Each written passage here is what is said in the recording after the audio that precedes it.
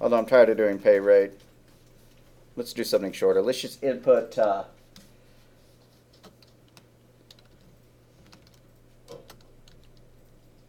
input height in feet.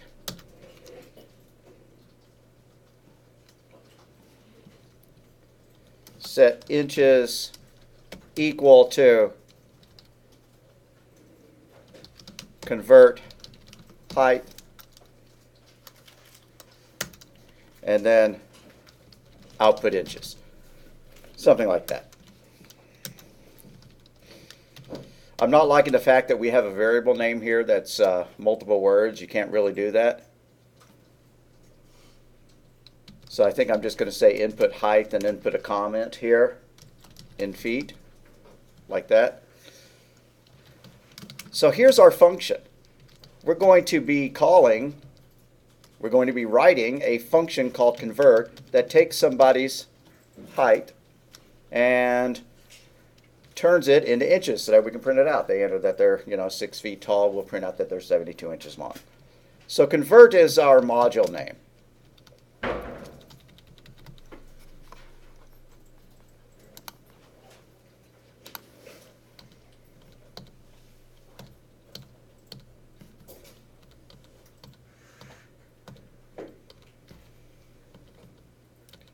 Yeah, whatever. Okay.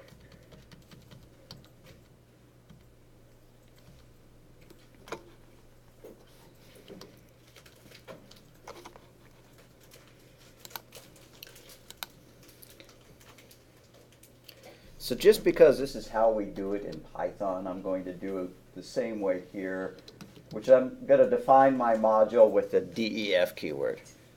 I'm getting bigger and deafer. So define convert, and we have to put the parentheses there because there's parentheses there. And we need to pass in the variable name. So, and then we will convert it. Inches equals height times 12 because there's 12 inches per foot. And then we will return the height. That's one kind of module. Another might be one that doesn't take any input at all. So it doesn't need anything in the parentheses. So we're just going to write another one that says define hello, has parentheses in parentheses, and what does it do? I really don't like the word output. I like the word print, but okay. Output hello there, and then return. Okay. So our pseudocode, not that we ever call hello, I guess we could call hello. So I'm going to insert a line here under start that says hello. And then adding some spaces to make things easier to read. Okay, so there's our function for this program. Excuse me, here's our pseudocode for this function. We have two modules we're going to call. One is a conversion that converts from feet to inches. We might put a comment of that sort there so that, convert what? Convert ounces to gallons, convert blue to red. Doesn't say. Define hello, output there. Notice that each one of these has a return statement to show that that's where that module ends. And then the program proper begins down here with the start and the stop. So the first thing that's going to happen, really, is that although we have these modules defined here, they get skipped while being processed until we actually find the beginning of our real program, which is between the start and the stop. So it'll skip all that. It'll come down here and it'll say hello. All right. It'll run up and it'll run the code in the hello module, which prints hello there. And the return statement causes it to jump back here. And then input height in feet. Okay, they type in I'm 5 feet tall. Set inches equals convert height. So this part is another invocation of a module. So it jumps here. We passed in our height. Inches is equal to height times 12, so 5 times 12 is 60. Return the height. That comes back here, kind of like jumping in a pipe in Super Mario Brothers, and then later on you pop back out. So, stupid. Anyways, copies the result of that calculation into the inches variable where we then print it.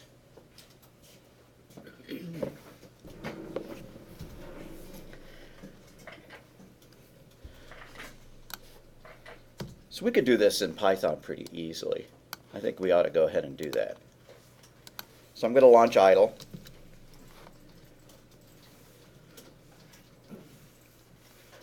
Do file new.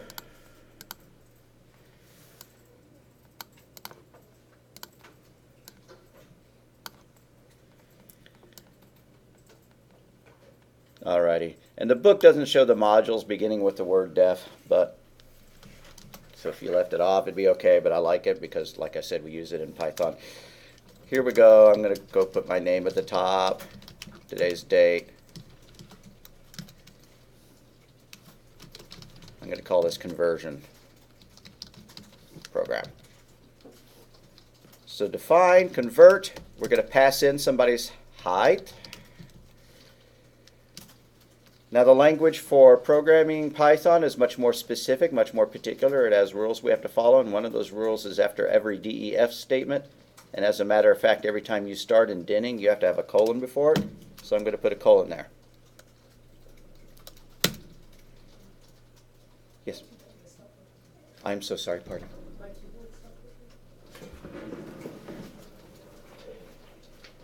That would make things difficult.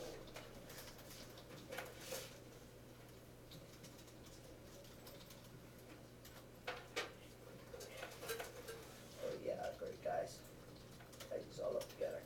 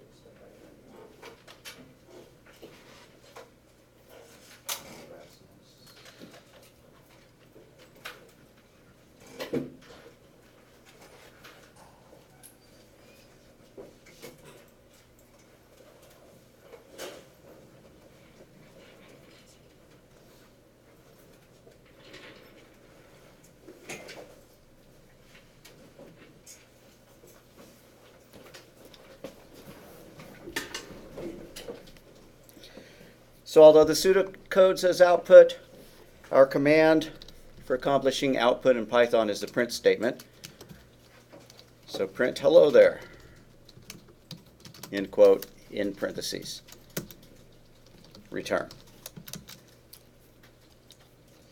Everything under the DEF has to be tabbed over until we're done with the module. We are done with the module, so the next line of code will not be tabbed. Oh, I skipped, right? That's not cool. Okay, so that was wrong.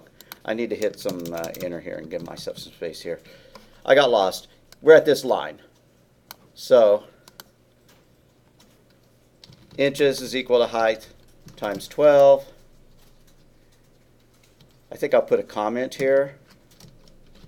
Convert feet to inches, just so that we know what we're doing. And then we're going to return that height.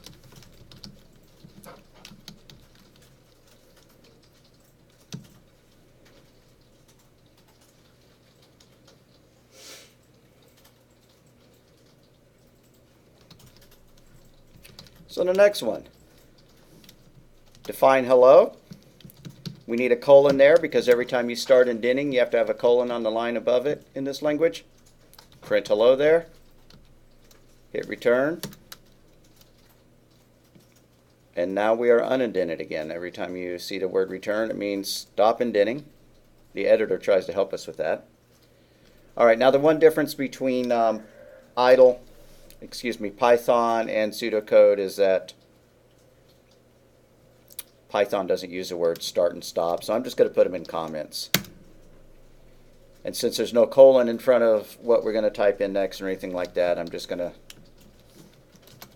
I'm not going to start indenting. Your main program code is not indented, unlike the modules. All right, so input height. Looks simple, but it's actually going to be 3 statements. We're going to print a message, we're going to get our input, and then we're going to convert it to a number. So let's do that. Print, enter your height in feet, end quote, in parentheses. We can always leave the word set off. So this statement is just inches is equal to, wait. All I did is print a message. I haven't finished inputting. So I'll just make a comment here somewhere. For our input statements, this is over back in the notes.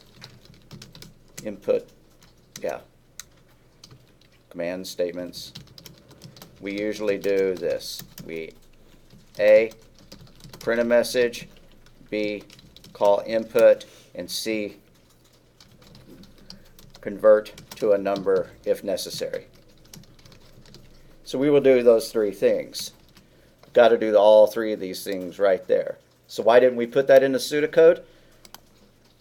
Because we don't want to get too specific about how that input is done. We want to give the programmer the freedom to pick how they're going to do the input, specifically based on the language that they're choosing.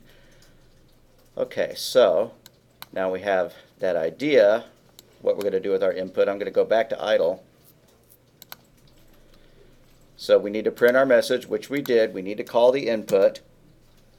So height equals input, parentheses in parentheses. And now we need to convert it into a number. I'm going to convert it to a floating point number in case they say that they're 5.5. That 0.5 wouldn't work if it was an integer, because integer means that it's a whole number. So height is equal to float, parentheses, height in parentheses. So check it out. These are also functions as well. Even though we didn't write a print function, it exists, and it's called the same way. The word followed by the parentheses. Same for input. We didn't write the input function, but Python gives it to us, and it's a word followed by parentheses. Float is a function. Float takes that data, that string, and turns it into a floating point number. All right, so we've done this part. We've gotten our input height. Now we need to call our convert module. Set inches is equal to convert height. As I mentioned several times, we can always leave the word set off. So height, inches is equal to convert, parentheses, height, in parentheses. And now we're ready to print it out. This last statement, output inches.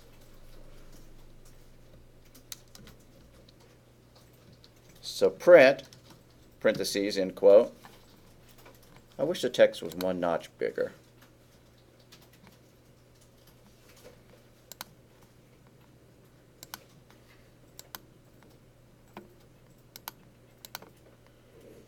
Maybe even 2 notches bigger.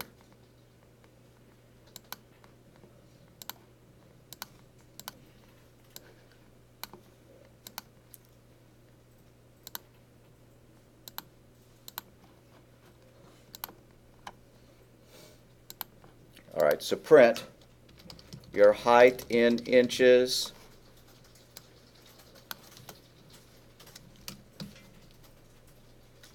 is, I'm going to rewrite that a little bit.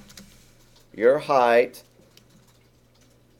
is, end quote, comma,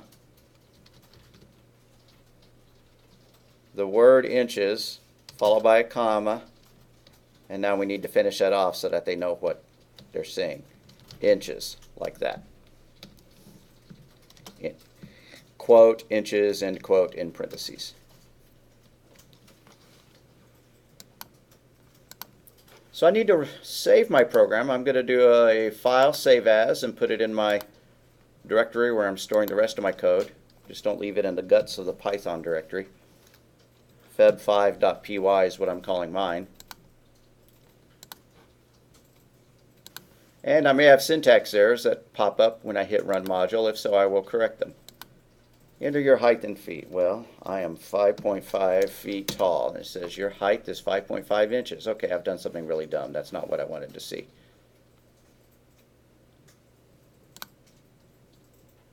Oh. I'm not expecting people to be able to spot the problem in this, why it printed 5.5. But go ahead and look at it. Specifically, look at the convert function up there. And do see if you see what I did wrong. Like I said, I'm not expecting it, but it'd be awesome if somebody spotted it. Is Well, it the times 12? Yeah, we do times 12, and then we store the result in inches. But then we never return that value. We just return in what they passed in, which was 5. We need to return the results of our calculation. So I'm going to change that from return height to return inches. And I'm just going to make a comment here. You don't have to do this. I just do that so that your eyes can zero in on my change if you were typing when I did it, if I ever do it like that.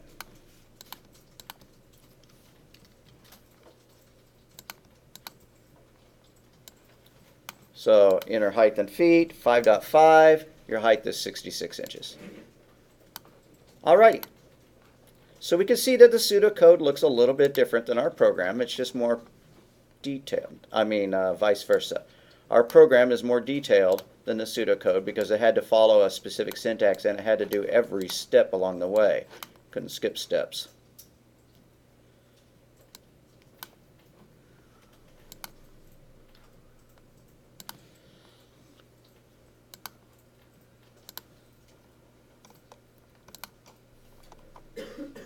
But it doesn't look too different.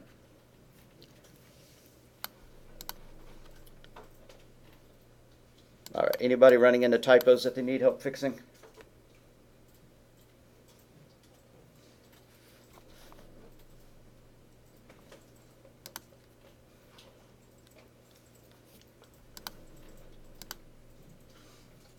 So program statements are indented a few spaces more than the word start or the module name. We just hit tab, at least that's what I do. Each program statement appears on a single line. When this is not possible, continuation lines are indented. So they're kind of saying this. If I had to write something that looked like this, it was an incredibly long equation. Set A equal to B. Don't type this, unless you're writing your own notes.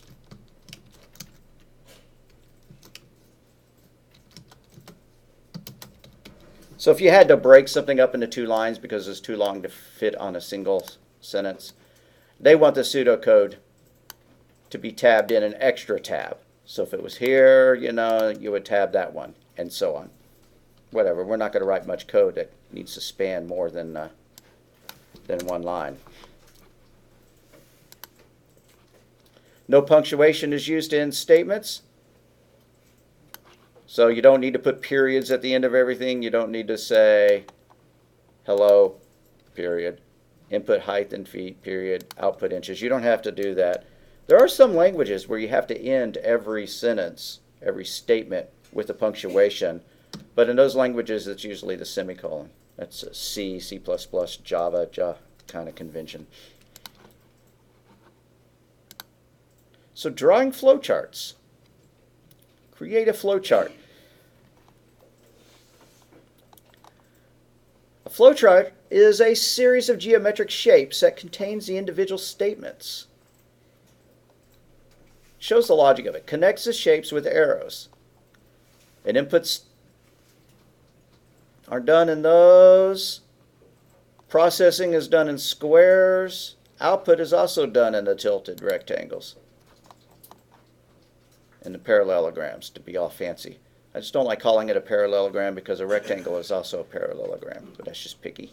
Okay. And then flow lines connect the steps. Okay, so what I want to do now is I'm going to introduce you all to a flowcharting program. Microsoft Office comes with one. We could just use it, but not everybody has Microsoft Office installed at home.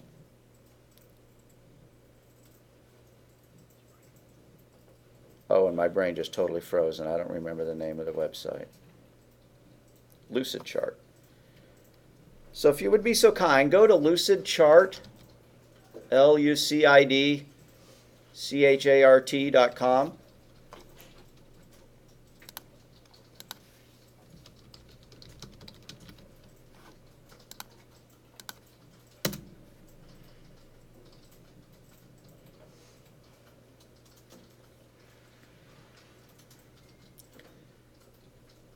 And so we ought to be able to sign up for free.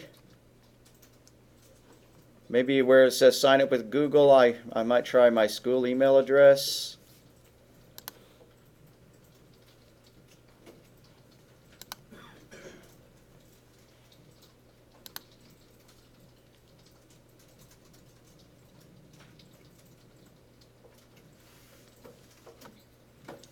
And this is a drawing program, but it's a specialized to draw flowcharts. And a flowchart is something that looks like this.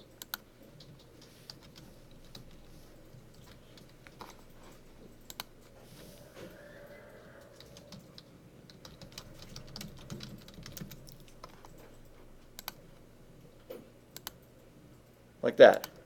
Series of boxes hooked up with lines.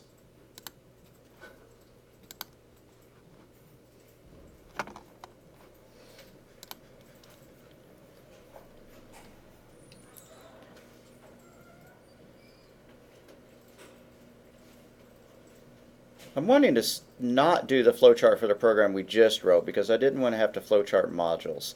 I'm going to see if our last program that we did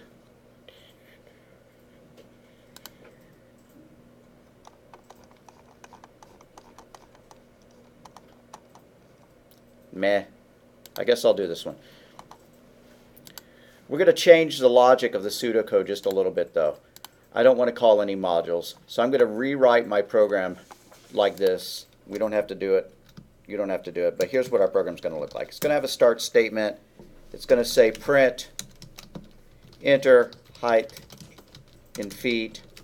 Then we're going to get our input feet, or input height. And then feet is equal to height times 12.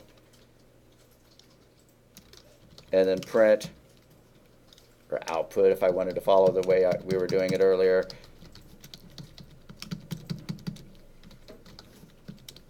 Output feet. Okay. So that's the pseudocode that we're going to turn into a flowchart. So I'm going to go back to my Lucid Chart program over here. Feel free to play along. There's a plus here. Insert a blank. And it starts giving us hints. Drag and drop shapes. That's what we're going to be doing. We have a little palette here of shapes, and we're going to be pulling them over. What else? Add colors and styles. Okay. Not all that important. Find more shapes. We don't really need more shapes. Share your diagrams. Well, that's interesting. Can't find something? Do a search. Okay, great. Now we're ready. So just like pseudocode always begins with a start and ends with a stop, so do flowcharts. But they go in a very specific shape called the terminator. They go in a pill shape. So I'm just going to grab one of those and bring it out. And I'm going to double click on it so I can change the text. It's going to say start. Now I'm going to go to some trouble that y'all don't need to do, which is to make the shape smaller so that I can fit as much of it on the screen as possible. Not that that's necessary in this particular case. You can zoom in by holding the control key and spinning the wheel, and you can zoom back out by doing the same. Control, spin. Honestly, I don't know how you guys on laptops would do that. I don't know how you accomplish that. Oh, I guess you just use two fingers on your... Anyways. Okay, so we have a start. What's next? Output, enter height and feet. Alrighty, I'll do that. Now output and input are done in the parallelograms, tilted rectangles. As this one says, a data. So I'm going to grab the data block and bring it over here.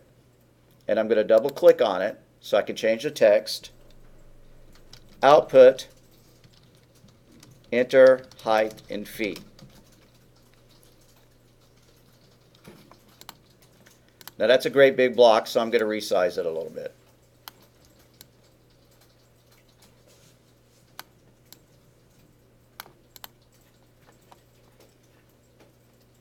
Now I need to draw a line from start to the output statement to show the direction that things are going. So I move my cursor close to the oval. It turns into a crosshairs. I click the mouse and I pull down and draw a line to the next shape. There's kind of a shortcut for that, which I'll show you. If you just go to your last shape and then click and drag, drawing a line, it pops up this little window of other shapes to add. So I need another parallelogram because the next statement was an input statement. Input height.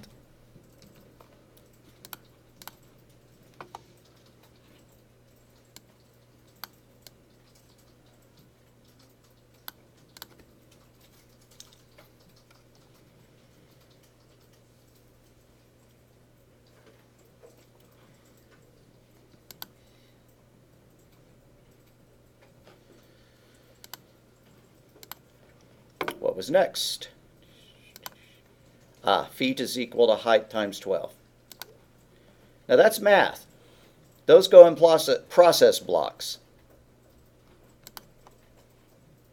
So I could either drag the process block out from here, or I could do the same trick of dragging another line from input height, pulling down, and then popping up from the little palette of choices here. Either way works. So inches is equal to height times 12.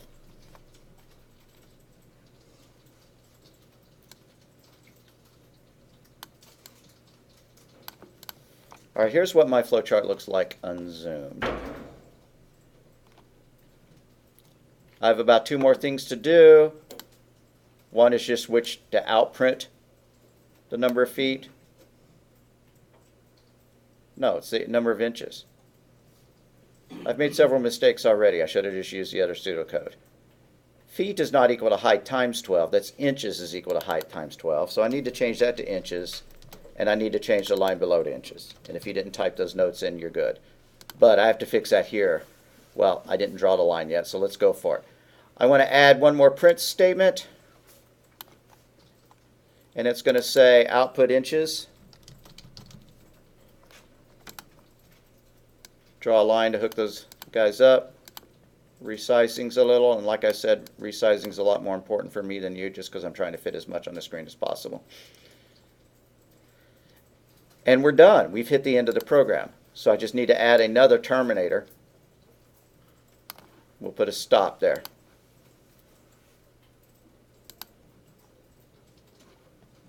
So I'm going to drag over a terminator, put the word stop in it,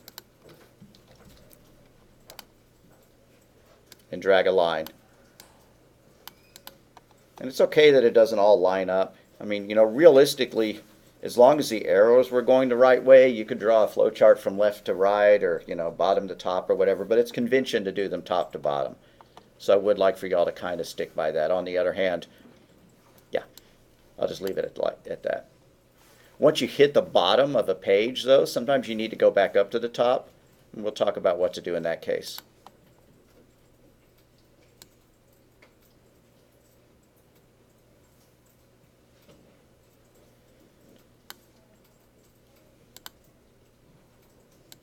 Used to be a way to minimize all this. Well, I guess that would do it. So that's our flowchart. Shows the logic of the program. Hopefully it looks pretty similar, at least conceptually, to what we wrote in Python. The only difference was in Python, we changed this to be a module call. We called another module in order to perform that calculation. And also we wrote that silly one, which said say hello. Wasn't necessary to the logic. So if you were going to turn this in as homework or something like that, there's a couple things I would like for you to do. One is to put your name on it. Well, there's a big old text T symbol over here. That might work.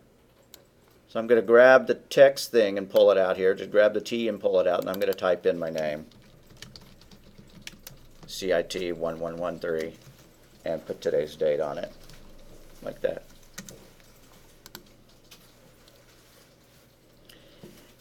And then I want you to save it as a PDF so that you could submit it to the Dropbox. And if you didn't draw it, that's okay, but you are going to get homework assignments where you have to draw, so I want you to know how to do this. What you do is you go to File, Download As. So from the File menu, Download As, and we want it as a PDF. Very top choice. Yeah, you could choose something else, but...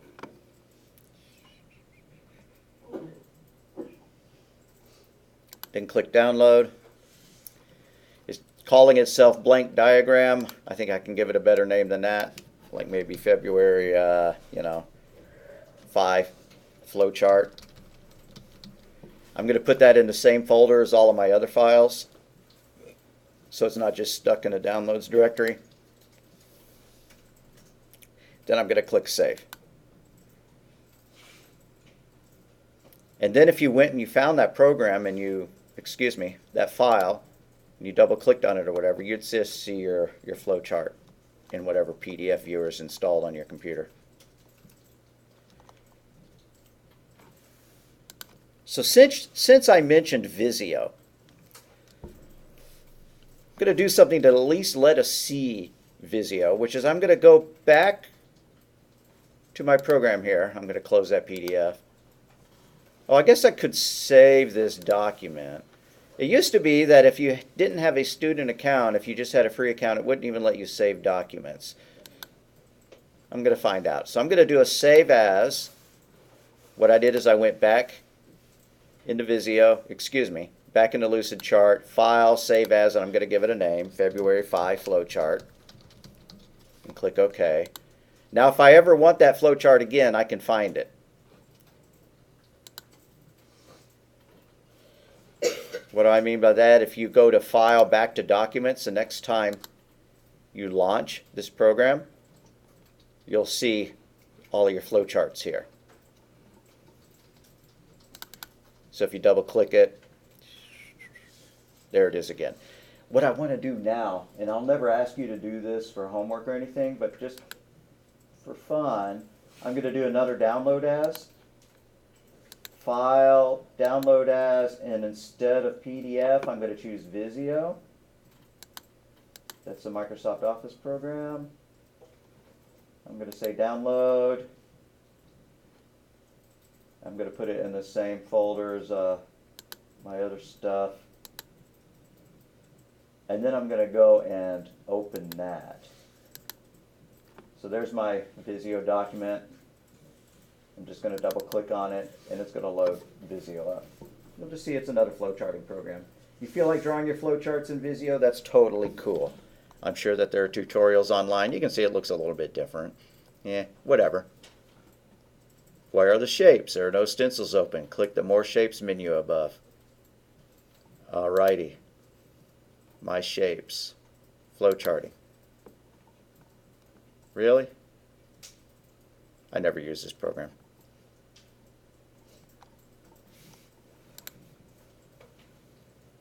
Alrighty. I should follow a tutorial and learn how to use Visio, but I always use Lucidchart. And by the way, Lucidchart used to not play well with Firefox. So if you notice Visio doing stupid things, not Visio, Lucidchart used to not work with Firefox very well. And what would happen is after you type in some text, all you'd see were little black squares where the text should be. And if that happens, just grit your teeth and run Chrome or something like that. I don't know if that's still a bug. I haven't tried it in Firefox recently. Love Firefox, but I just got used to using Chrome. Okay, so now that you have your PDF, if you downloaded it, you could upload it to a Dropbox. And I'm going to do that. And we're also going to put the PY file there. I'll do that towards the end of class. And why not do it now? Alrighty. Why procrastinate today when you could procrastinate tomorrow? Here we go.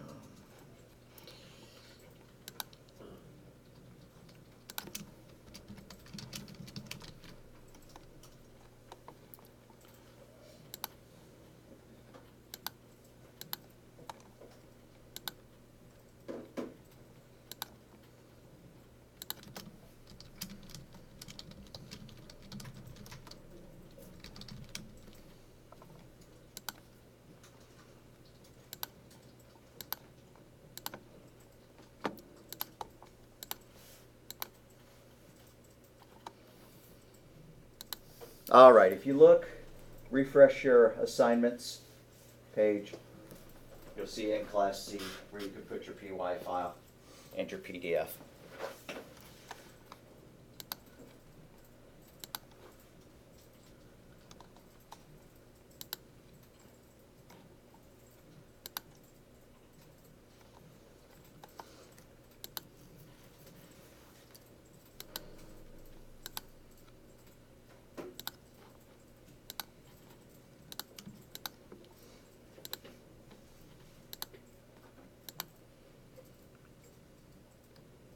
Like that.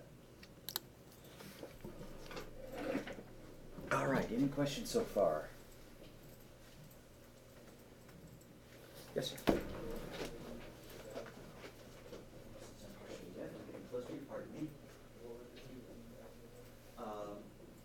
We did a PY file and did we download a PDF? Do that. Yep, there we are.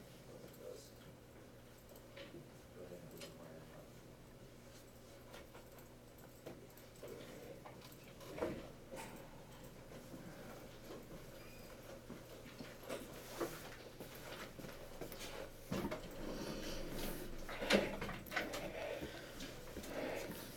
All right, so we're going to do a little bit more pseudocoding. Maybe I'll give you one more example. Then your homework's going to be to write some pseudocode as well. So I'm not going to make this one fancy with a, with modules or anything like that. But I am going to list what the problem is. Convert pounds to ounces. Ounces? That's going to be one problem we're going to do. And then later on, we're going to do convert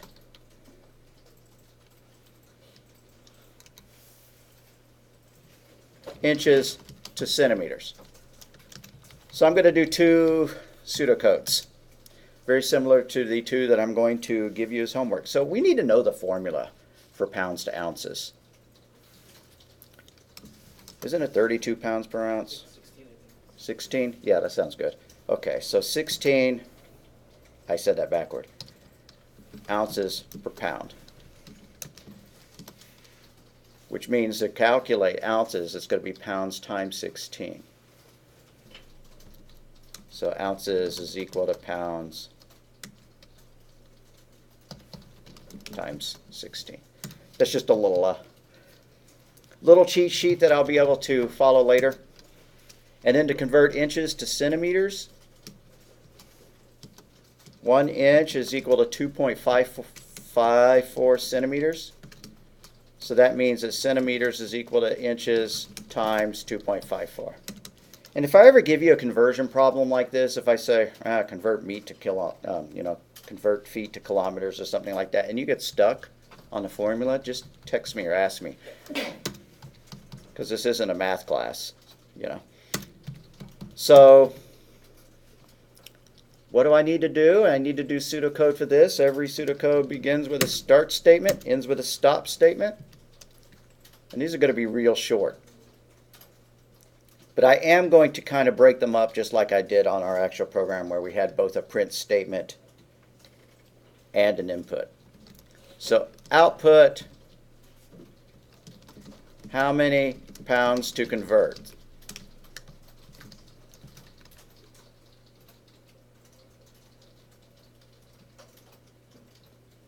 And then input pounds.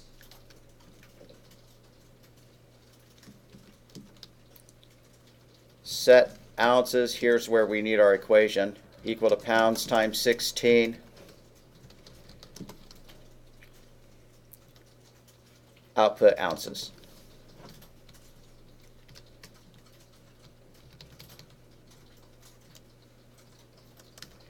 guess I'm going to put a comment up here that this is pseudocode example 2, like upcoming homework.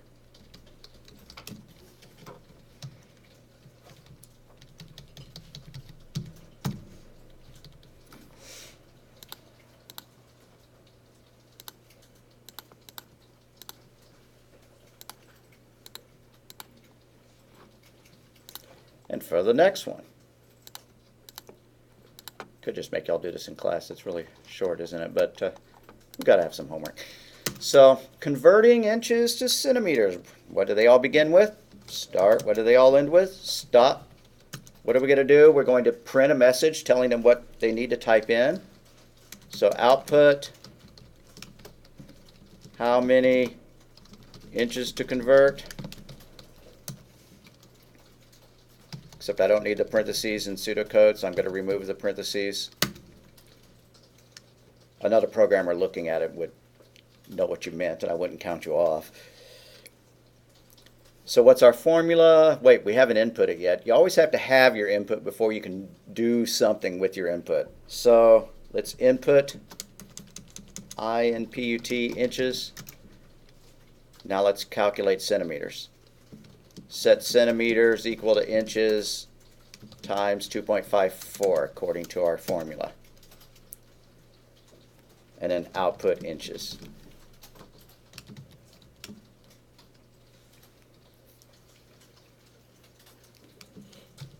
The pseudocode would be just as valid without the first line, without that output statement. That's how the book's showing it.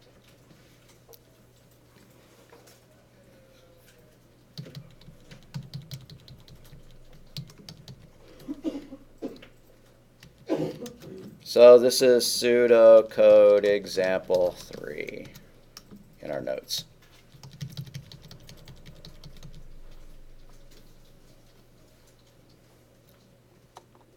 All right, I will upload these, of course. So if you didn't type them in, that's great. If you did, even better. Did you start recording? Yes, I did. Archer got me doing it. Thank you, too. You both earned gold stars. Save as. You know, I really need to get some gold stars or cookies to hand out. Yeah, that'd be awesome. Okay, so.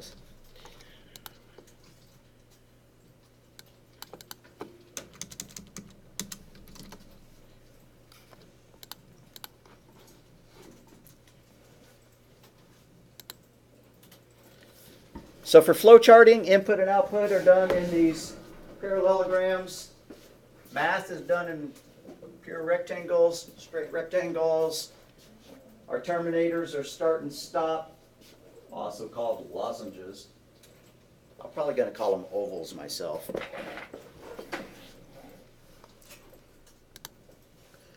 So there we go. Start. Input my number. They skipped the print statement that I said that, would kind of be optional on our pseudocode. The user sure wants to know what to input, but just in pure terms of logic, not necessary. My answer is equal to my number times 2. And then output my answer. Now remember, when we did Python, we said that the input statement actually had to be broken into 3 steps. You had to tell the user what they needed to do, so we had a print, and we had an input, and then we had a convert statement to turn it into a float. So when we coded this is just pseudocode, but if we actually had some programming code by the side, this input, my number, would correspond with 3 lines of code, not just 1. So program in figure 1.7 only works for one number. What if you wanted to convert 10,000 numbers? You would not just copy and paste that code 10,000 times. Instead, you would do a loop. A loop is a repetition of steps. And you want to avoid an infinite loop. You don't want to just run forever. So here's how you would not do it. Input my number. My answer is equal to my number times 2. Output my answer. Input number. Answer equals number times 2. Output answer. Input number. Yeah. Repeat that 10,000 times. No. It's called brute force programming. You don't want to do that. Instead, you could design it with a loop like this. And this is not how I code pseudocode for loops, but we'll run with it. I mean, flowcharts for loops. We'll run with it. Input my number. My answer is equal to number times 2. Output answer. Repeat. Kind of like if you give a programmer a bottle of shampoo and tell them to, take a shower, they'll never leave because wash, rinse, repeat. They keep doing that. So, not good enough. The logic saves steps, but it has a fatal flaw. It never ends.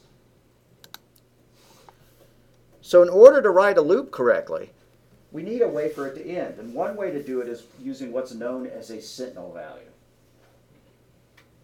A sentinel value is a special value. That means, no, I'm done. I don't want to do it anymore. So it could be something like this. Enter your number, or enter your height, or -1 to stop. Or enter your salary, or 0 to stop. That kind of thing. And the 0 means I'm going to bail out. I don't want to keep repeating the loop. So another block in flowcharting is the diamond shape, rhombus, whatever. So you can test a value, and that's the decision symbol.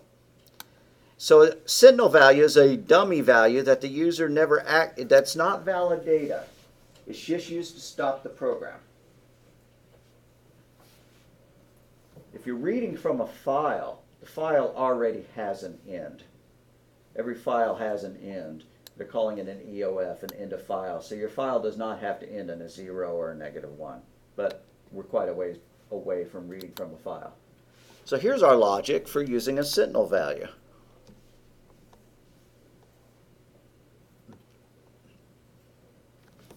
Again, it's not how I would flowchart it. I will give you very specific rules that I would like for you to follow. I'm not going to count you off if you do it the way the book does. But my way's better. I'm smarter than the book. Okay, that's egotistical. Anyways, so input my number. Is my number equal to 0? Yes, it is. Stop. No. My number is equal to my number times 2. Output answer. And then loop again. Keep doing that. Keep doing that. Keep doing that. Keep doing that. Keep doing that. Keep doing that.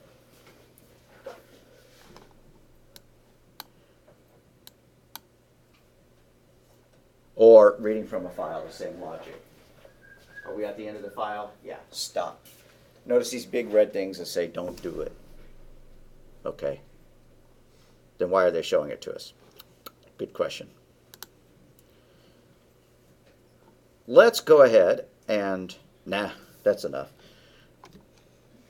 Understanding programming in user environments. We'll get back to the idea of loops a lot more. Loops are what programming is all about. Your video game's just sitting there looping, waiting for input. Each time you give it a new command through your joystick or keyboard or whatever, it responds to your input. Even if you're not giving it any input at all, it's still looping so that the bad guys or whatever are moving around on the screen. It's all about the looping. Understanding programming environments. What do? We use a text editor, idle. There's also PyCharm installed on these, I believe. Some of the other instructors use PyCharm. You could load it up and look at it. Maybe someday I'll switch over to using PyCharm. But idle comes with every install of Python, so I just use it rather than depend upon PyCharm, which is not available. Yeah, whatever. Okay. So, some programming languages support the use of what's known as an IDE, Integrated Development Environment. Idle is a very, very primitive IDE. It doesn't really do much. It lets you type a program in and click run, and it runs, and it's got just a little bit more code. All right, I wish I hadn't launched PyCharm. Get lost. Please stop. All right. So an integrated development environment provides the editor, compiler, and all programming tools all in one place. Well, idle does that, but there are more sophisticated ones. I'm going to set one launching up in the background here and give you an eyeball at it. So understanding user environments. A command line is on your computer screen where you type in text and then you see text printed out.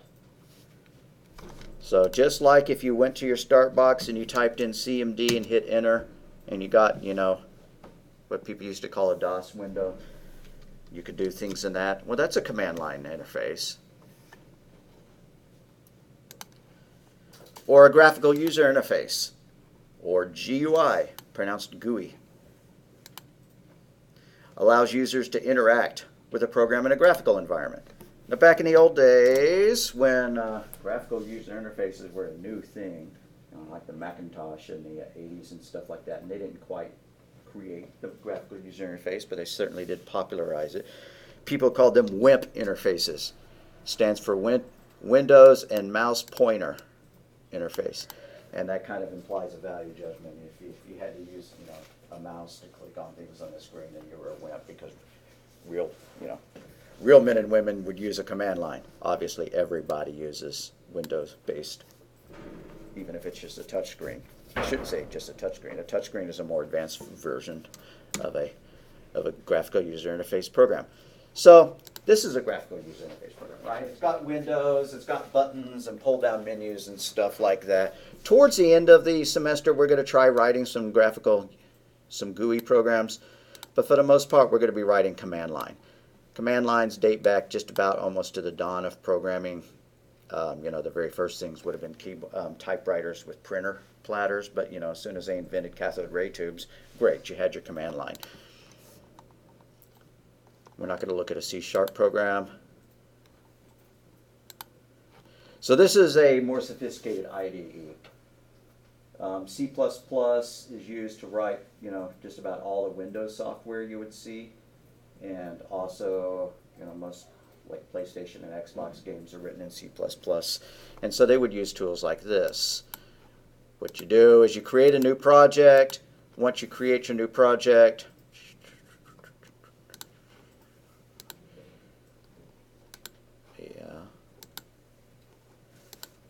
Icon has working program.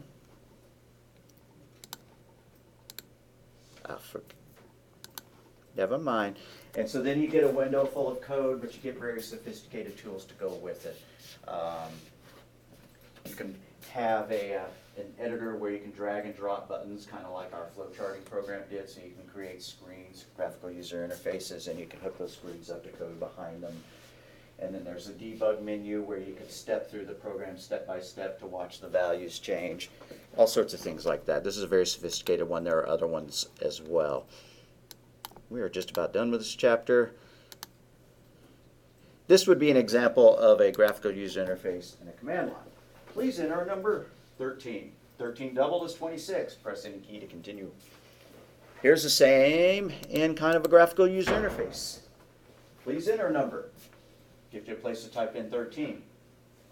But this dialog covering up your Facebook feed, grab it, move it somewhere else, or minimize it, or maximize it to fill the whole screen, or close it. You type in a number, you hit enter, and it says 13 is doubled, is 26. So understanding the evolution of programming modules, I almost call it modules. People have been writing modern computer programs since the 40s.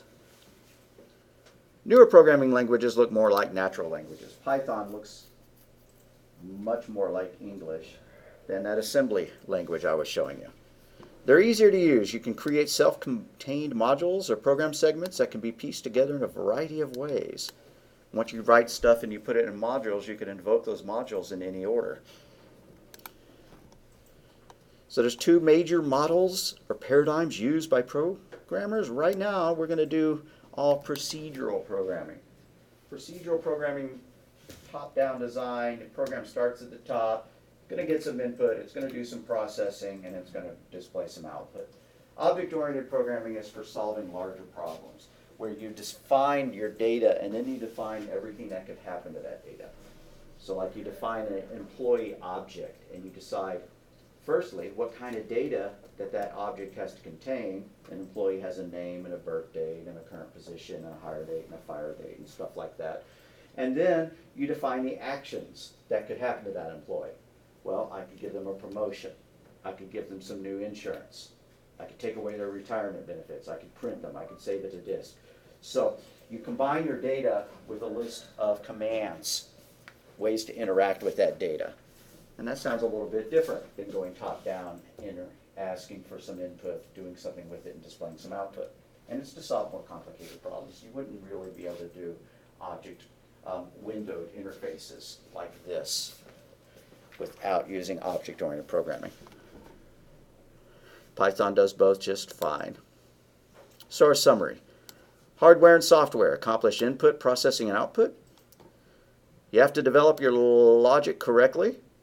I'll give you an example of a logic error in just a minute. Logical errors, actually it'll be a syntax error by the time we're done. Logical errors are much more difficult to locate than syntax errors.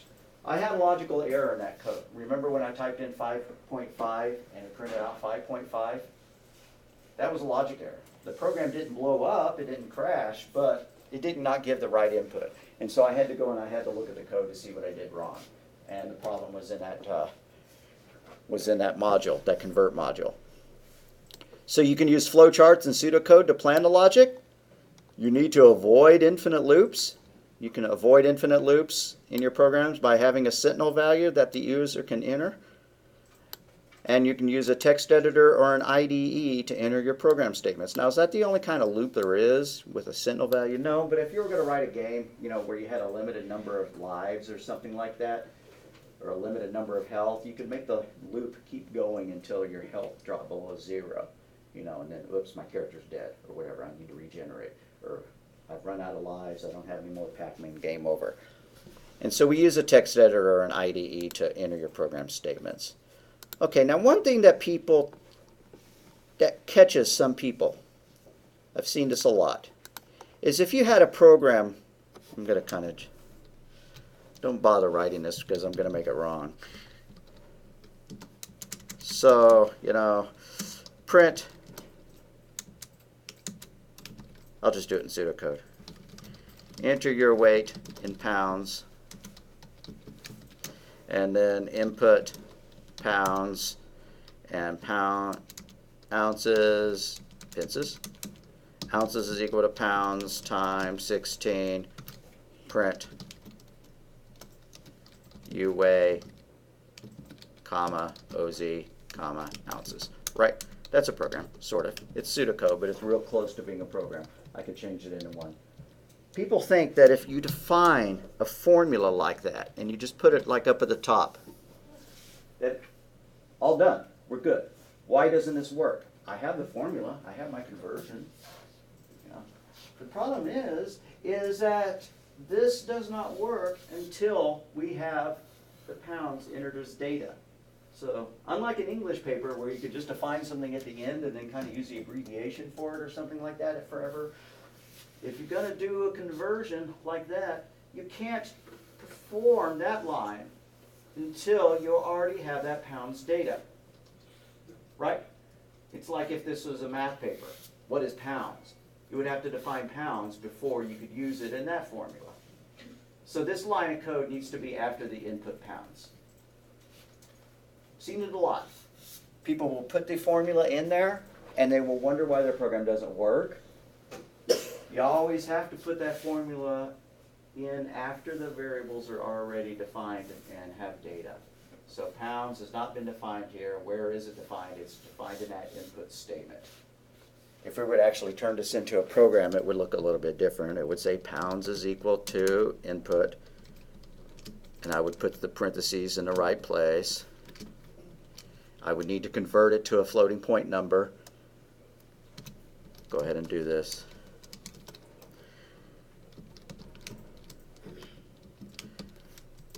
Sometimes I don't like using LBS because a lot of people type 1BS.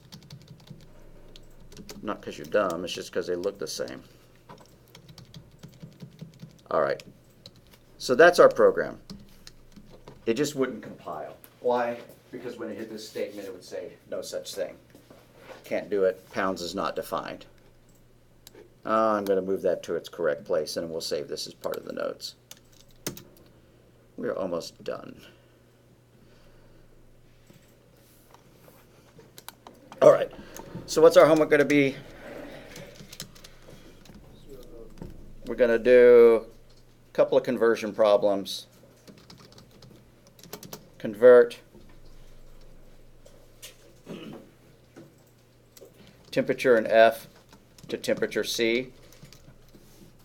The formula for that is that temperature C is equal to, I'm going to have to think for a minute, temperature F minus 32, parentheses, times 9 divided by 5. No, I got that wrong. Times 5 divided by 9. Then write another one that converts miles to kilometers. And the formula for that, I won't always give you these formulas, but we're going to make it 1 mile in kilometers. Just going to get the conversion ratio. Well, that's long, but okay. So kilometer is equal to miles times that number.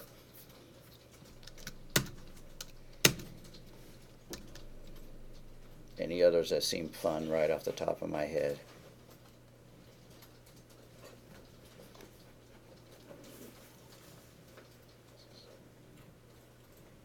Liters to ounces, liters to quarts. 1 liter in quarts.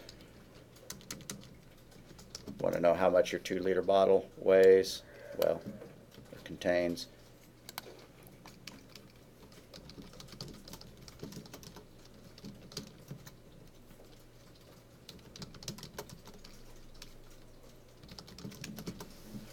like that.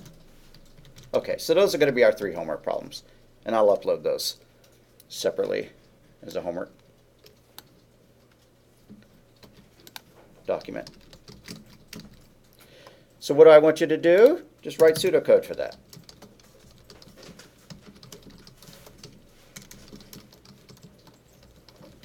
Just start each one with a start statement, stop each one with a stop.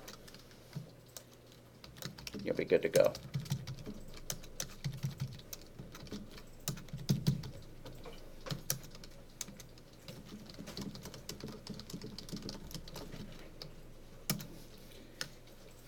Alrighty, that makes sense. I think we're about done for the day. If you haven't already uploaded the PY file in your PDF, if you made one, then go ahead and do so. Otherwise, I'll see you all on Wednesday.